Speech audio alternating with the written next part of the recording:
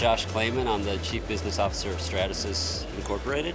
So we have a variety of equipment on the stand. The most exciting thing, though, is not about new equipment releases this year for us, but it's about different uses for our equipment.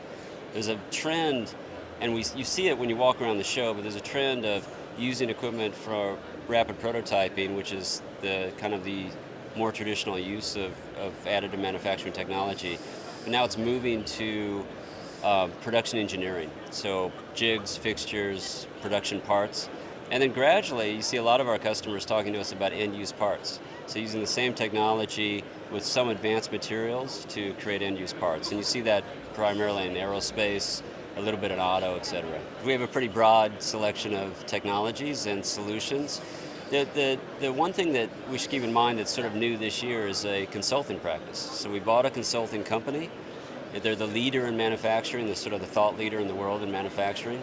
And a lot of companies, particularly the Fortune 100 companies, from the C-suite on down, from the CEO on down, are very curious about moving their company very explicitly from traditional technologies to additive.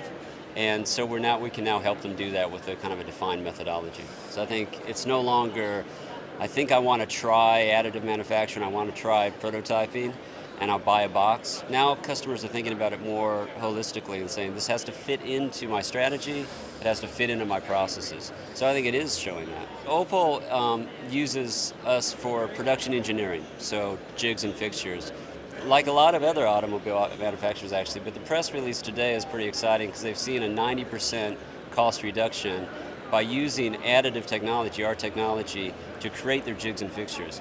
We see a lot of advantages there in terms of the iterative process. So if they don't get it right the first time, they can print something else the next morning. They can also do it very much fit for purpose, which helps with safety, the productivity of their people, et cetera. So they're using our technology to tool their line for the Atom car here in Europe. Prototyping itself is still underserved as a market, but it's becoming kind of mature. People are used to the technology. But now we're heading into this production engineering, jigs and fixtures, and then we're just starting now to explore and uncover use cases in end-use parts with complex geometries and parts that are previously even not conceivable. You know, one of the really exciting things in one of our investment areas is education. And the reason for that is we have a new generation of kids coming up that don't have any of the constraints around design and engineering that the last generation had. They can think of very complex solutions to problems and actually produce those solutions. And we'll have more machine launches, more technology launches over the next few months. I think the most exciting thing is really working. We have a new group called Strategic Account Managers combined with our professional services team and our consulting team, which are creating very intimate relationships with customers to uncover these new use cases.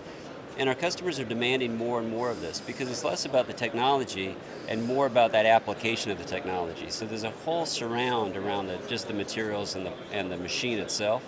And I think that's going to differentiate Stratasys going forward as well.